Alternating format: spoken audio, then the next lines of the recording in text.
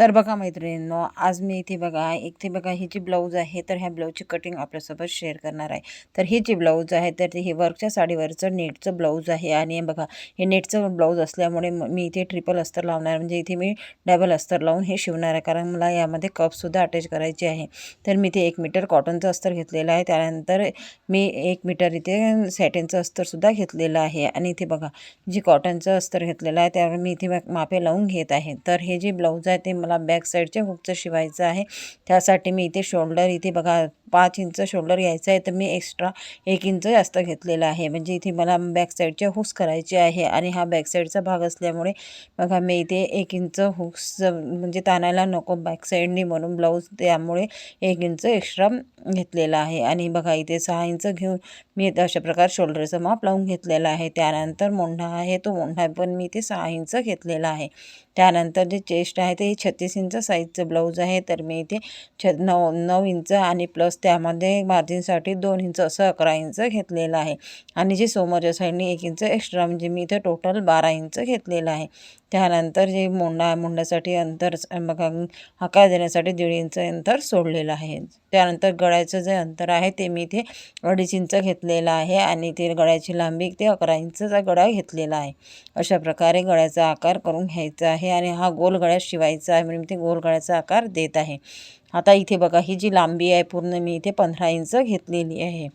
आता हे जे आहे हे मेजरमेंट लावून मी इथे कट करून घेत आहे. आता इथे बघा अशा प्रकारे हा मागच्या साईडचा भाग इथे कट करून झालेला आहे. आता इथे हे जे आपण लांबी उंचीला घेतो तर ती बघा 1 इंच एक्स्ट्रा घ्यायची असते. तर या ब्लाऊजची लांबी 14 इंच होती, तर मी इथे 1 इंच एक्स्ट्रा 15 इंच घेतलेली आहे.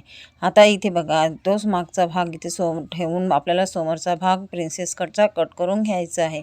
तर मी इथे बघा मागच्या भागापेक्षा बघा प्रिन्सेस कटचं हे जे ब्लाऊज आहे तर इथे समोरचा भाग हा 1.5 इंच जास्त घ्यायचा असतो, म्हणजे जी उंची आहे तर ती 1.5 इंच जास्त घ्यायची असते. तर मी इथे बघा 16.5 इंच हे उंची घेतलेली आहे.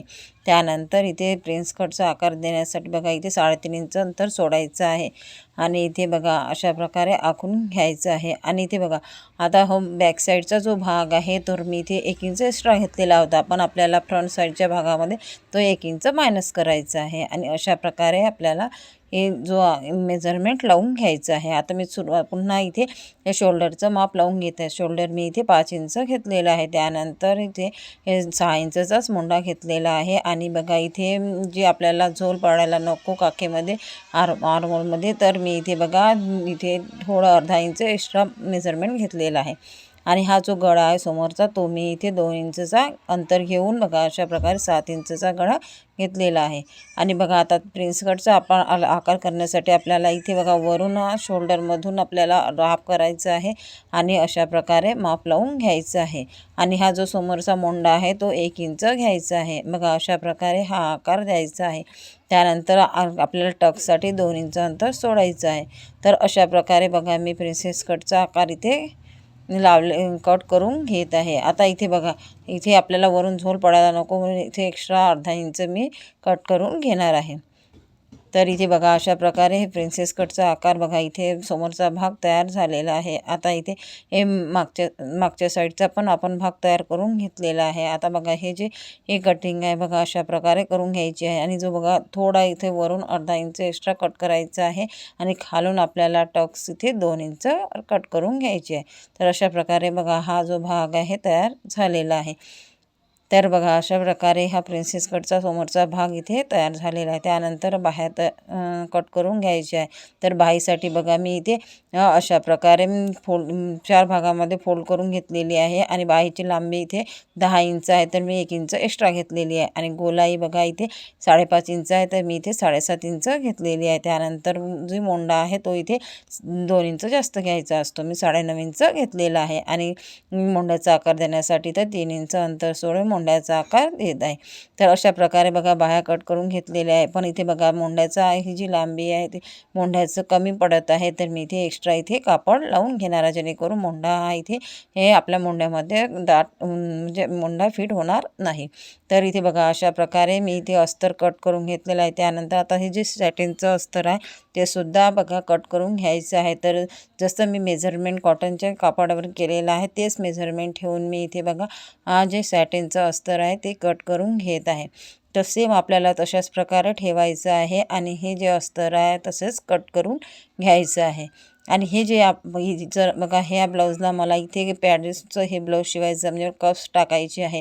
तर मी इथे कप्स टाकण्यासाठी बघा हे आधी अस्तर जोडून घेणार आहे, नंतर सॅटिनचं अस्तर आणि बघा जो जो नेटचा कापड आहे हे ब्लाऊज पीसचं मेन फॅब्रिक ते जोडून घेऊन मग कप्स अटॅच करणार आहे. तर त्यासाठी म्हणून मी इथे डबल अस्तरचा यूज करत आहे. म्हणजे तिन्ही मिळून कापड मिळून मी हे ब्लाऊज इथे शिवणार आहे. आणि बघा तशाच प्रकारे आपल्याला कटिंगसुद्धा करून घ्यायची आहे. तर बघा पूर्ण पार्टची कटिंग करून घ्यायची आहे. आता इथे बघा इथे जी बाह्या आहे त्या बाह्याची कटिंग मी इथे करणार आहे. बघा अशा प्रकारे बघा एक साईड आधी फ्रंट साईडचा भाग बघा प्रिन्सेस कटचा कट करून घेणार आहे. त्यानंतर मी बाह्या उरलेल्या कापडमध्ये बाह्या कट करून घेणार आहे. तर अशा प्रकारे बघा अगदी कमी कापडमध्ये हे जे ब्लाऊज आहे तर ते कटिंग होणार आहे. आता इथे बघा हे जे सॅटिनचं अस्तर आहे ते मी ते 1 मीटर न घेता 80 सेंटीमीटर्स त्या कस्टमरने आणून दिलं होतं. तर मी इथे बघा त्याच 80 सेंटीमीटर कापडमध्येच हे ब्लाऊज इथे बसवत आहे. तर बघा इथे थोडं इथे बाहीची लांबी कमी पडत आहे तर मी एक्स्ट्रा इथे कापड लावून बाही थोडी मोठी करून घेणार आहे. तर बघा अशा प्रकारे बघा इथे मी थोडं कापड लावून घेणार आहे आणि बाहीचा जी लांबी आहे ती मोठी करणार आहे. तर बघा अशा प्रकारे थोडं जर आपल्याला कापड कमी असेल तर अशा प्रकारे आपल्याला ती कापड अटॅच करून आपण तो वाढवू शकतो. आता त्यानंतर बघा हा जो पीस आहे तर नेटचा जो कापड आहे तो फक्त 75 सेंटीमीटर आहे. पण पणा मोठा असतो म्हणून यामध्ये हे जे ब्लाऊज आहे ते निघणार आहे. तर याला बघा यालासुद्धा खालच्या साईडने आपल्याला इथे म्हणजे ते कापड लावून घ्यायचं आहे. कारण की बघा मोंडाचा साईज हा कमी होत आहे म्हणून इथे सुद्धा आपल्याला कापड अटॅच करून घ्यायचं आहे. त्यानंतर बघा ह्या ज्या बाह्या आहे त्या तिन्ही कापडच्या तयार झालेल्या आहे. त्यानंतर बघा आता इथे ही जी डिझाईन्स आहे तर बघा एका साईडने यायला पाहिजे आहे. तर मी इथे आधी बघा मागचा भाग कट करून घेत आहे आणि ही जी डिझाईन्स आहे बरोबर वरच्या भागालाच यायला पाहिजे. आपल्याला हे खालीवर हे डिझाईन व्हायला नको यासाठी ते बघा काळजी घ्यायची आहे. आणि बघा एकाच साईडने बघा हे जे आहे एकाच साईडने कापायचं आहे. तर मी इथे बघा आधी मागचा भाग कापून घेत आहे. आणि बघा अशा प्रकारे बघा हे मेजरमेंट हे ठेवूनच थोडं आपल्याला बघा जे मेन फॅब्रिक आहे तो अर्धा इंच आपल्याला एक्स्ट्रा घ्यायचा आहे आणि इथे कट करून घ्यायचं आहे.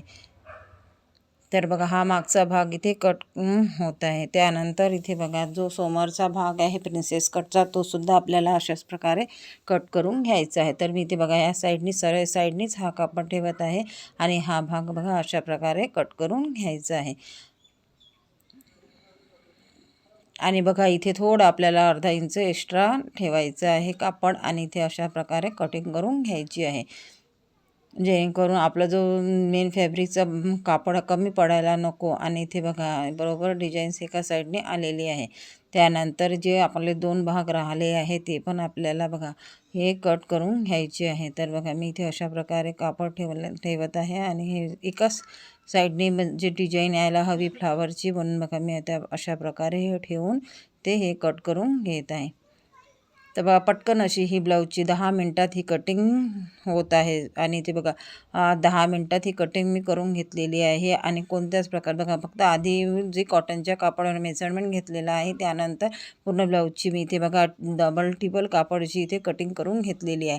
तर अगदी सोप्या पद्धतीने आणि बघा पटकन अशी ही कटिंग इथे मी केलेली आहे. तुम्हीसुद्धा अशाच प्रकारे ही ब्लाऊजची कटिंग करू शकता. आणि माझी हे ब्लाऊजची कटिंग आपल्याला कशी वाटली कॉमेंट करून मला नक्की सांगाल. माझ्या व्हिडिओला लाईक करा, शेअर करा आणि माझं हे चॅनल सबस्क्राईब केलं नसेल तर सबस्क्राईब नक्की करा. जेणेकरून असेच नवनवीन व्हिडिओ तुमच्यासोबत शेअर करत राहील. धन्यवाद.